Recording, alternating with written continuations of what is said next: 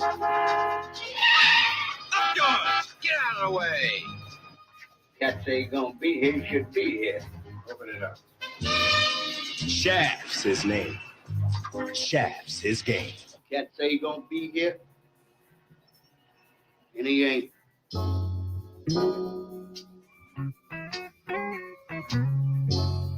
It ain't right. Oh. Wait.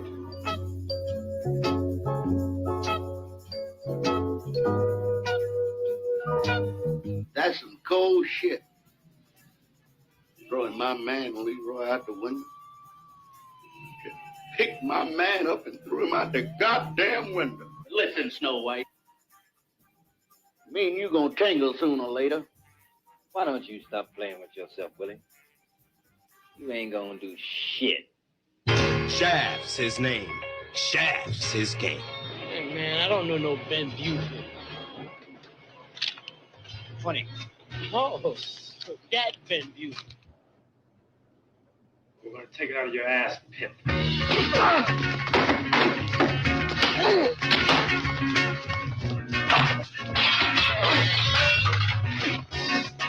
I'm looking for a nigga named John Shaft. Just found him. Wow. The mob wanted Harlem back. They got Shaft up to here. All I'm asking you is to let me know what's going on. No names, no places, just what? Okay, Tom, use up your minute. Get out. Don't Tom me, man. Where the gun? None here. Goddamn. Yeah. Come on, in front of me.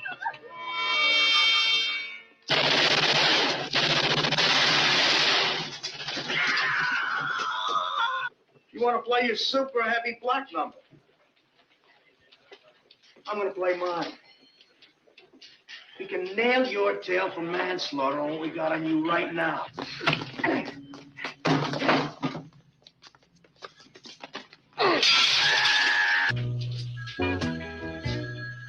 on. What is it? When you lead a revolution, why they better be standing still? Because you don't run with a down no more. We're done running, man.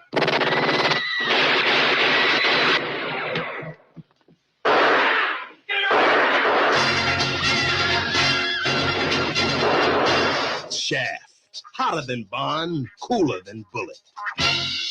Rated R. If you want to see Shaft, ask your mama. And that is the trailer to the 1971 film Shaft, which was a blaxploitation film and starred the now late, great Richard Roundtree, who at this point in his career had been in a few other things. They would later make more movies on Shaft, and that would be quick like Shaft's Big Score in 1972, Shaft in Africa in 1973, and kind of a sequel / remake was released in 2000, also called Shaft, starring Samuel L. Jackson as the title character and Roundtree coming back and appearing as his uncle John Shaft. And then in 1973 and 1974, they actually had a television series called Shaft on CBS. And then it was later rebooted to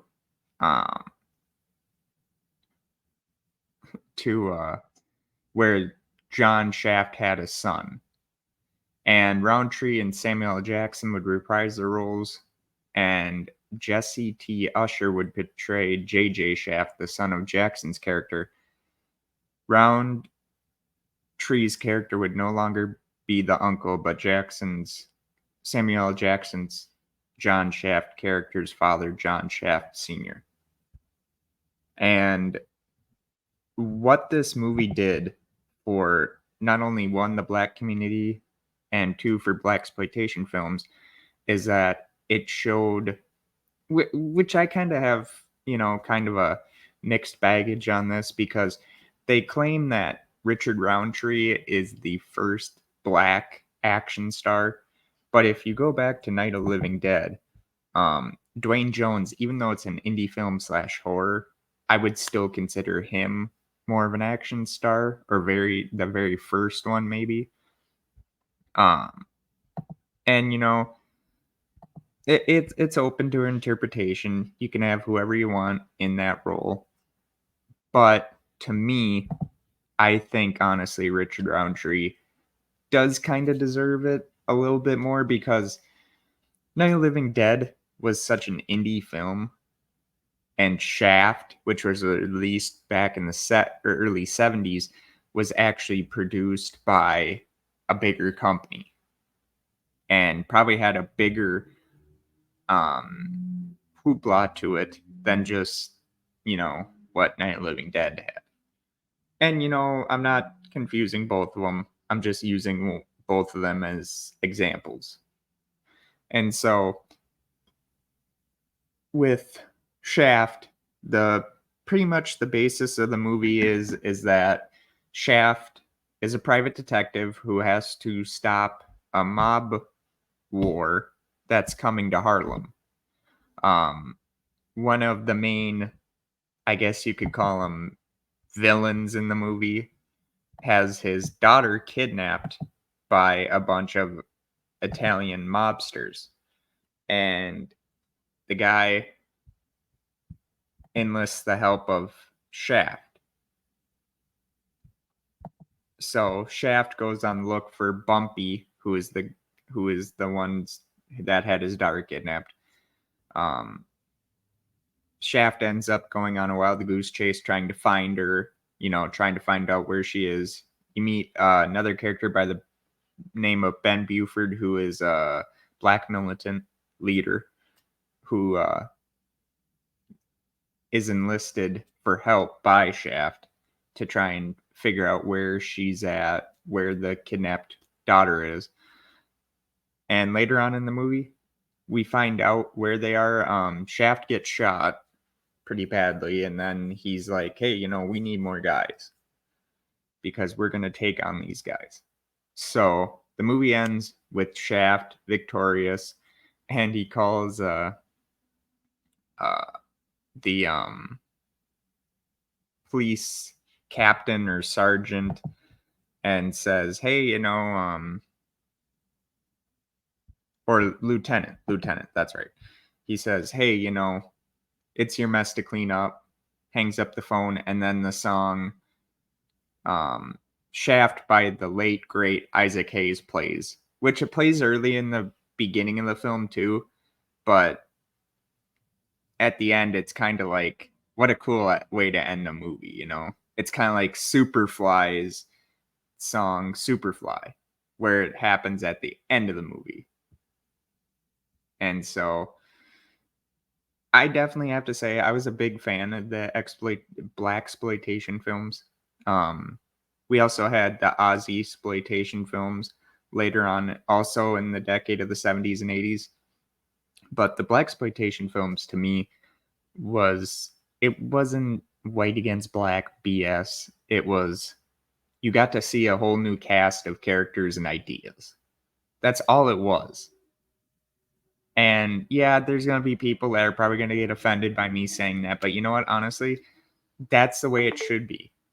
It doesn't need to be a political thing saying, oh, well, you know, now we can finally show that we're better than this group or we're better than that group. It doesn't need that. It's a great movie, and that's all it is a movie. And Richard Roundtree would later, you know, star in some shows or movies in the 90s. They weren't very good, but he would still have a great career. The first movie he ever did was What Do You Say to a Naked Lady, followed by Shaft, then Embassy, Shaft's Big Score, Charlie One Eye, Shaft in Africa, Earthquake, Man Friday, Diamonds, Escape to Athena, Portrait of a Hitman, Aim for Vultures, Day of the Assassin, Gypsy Angels, An Eye for an Eye, which he was also in there with Chuck Norris, The Big Score, City Heat, Maniac Cop, which he was in the very first Maniac Cop film. And that's, if you haven't seen Maniac Cop, that one and its 2 sequels, go check it out. I do believe it's on like YouTube or Tubi. Great stuff. Party Line, Angel 3, The Final Chapter, Night Visitor, Crack House, Blood Fist 3, Forced to Fight, Body of Influence, Sins of the Night, Amityville, A New Generation, Mind Twisters, 7, Once Upon a Time When We Were Colored, Theodore Rex, Original Gangsters, George of the Jungle, Steel, the remake Shaft, Antitrust, Corky Romano, and many others. And that just goes, to show how influential Shaft was to Richard Roundtree's career. And I honestly, and I know I may sound stupid for this, but the thing that honestly gets to me is that there's people that will use this as like a tool for political reasons, and it doesn't need to be that way. It's a great movie, great premise, great story. And I mean, you have Richard Roundtree in it, which kind of kicked off the, well, I guess I can't really say that because Sweet Sweetback's badass song with, I think it's Melvin Van Peebles, was the very first blaxploitation movie, as they called it. And then you had Shaft, and then I do believe Superfly was next. And so, yeah, these movies are great. If you haven't seen a blaxploitation movie, you are missing out. And like I said, you don't have to use it as a political fucking bullshit. None of that shit. You can just look at it for what it is, and it's a movie. A great, great movie. And I honestly, want to thank Richard Roundtree for a great portrayal in a movie where it wasn't white versus black. It was a guy who's a private detective doing his job. That's it. Getting the job done, doing what he had to do to get the job done, which in a lot of other movies happened. I mean, Bullet, released in 1968 with the legendary late great Steve McQueen. Didn't have a great story, but the car chase saves it. But ultimately, what is Bullet doing? His job. Just like in Shaft, does his job. So, honestly, I think this movie, I'd put this as probably one of my top 3 favorite movies. And the reason I say that is, 1, the story, which is fantabulous. 2, the lead actor, Richard Roundtree, who plays Shaft to he plays it so cool and crisp that you don't see that in a lot of actors today, because honestly, some actors today want to be too political with the roles that they choose. And with Richard Roundtree, he didn't care. He just played the role. And he loved playing the role. I mean, he did it in later on a TV series. He did it in 4 or 5 other sequels to this movie.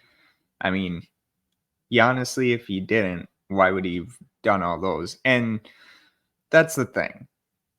People could say, well, he got typecast. No, I don't think it was it. I think it was something new, and Hollywood pounced on it. Because at that time, you didn't have much of that. You didn't have a lead who was African American or black in many movies. At that point. And, people can claim whatever they want. That's fine. They have their opinions. I have mine. But my honest opinion is that I don't believe it was bias. I believe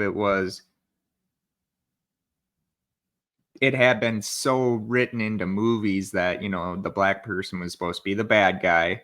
Again, this is what opinion was in Hollywood at the time.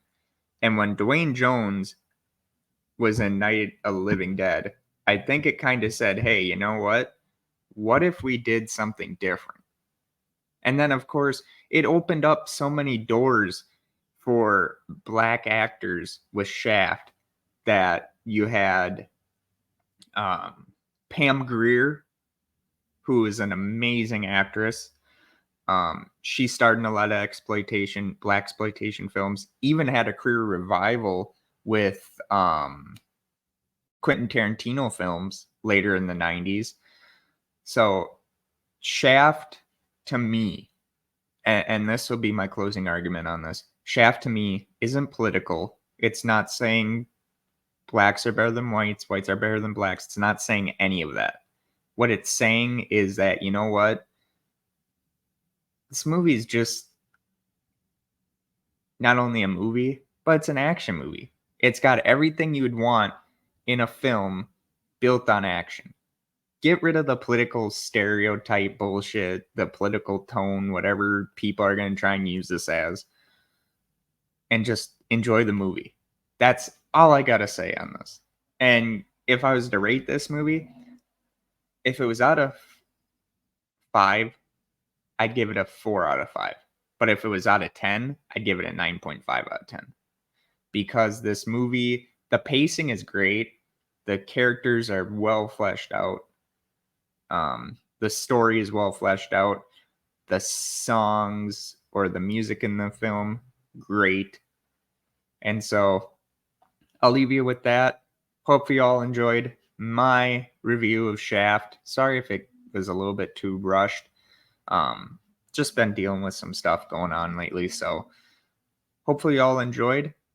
Thank you all for the amazing love and support. We are over 1,000 plays and over 1,000 downloads on Zencaster, on the podcast in general. Thank you so very much, and I will talk to you all next time.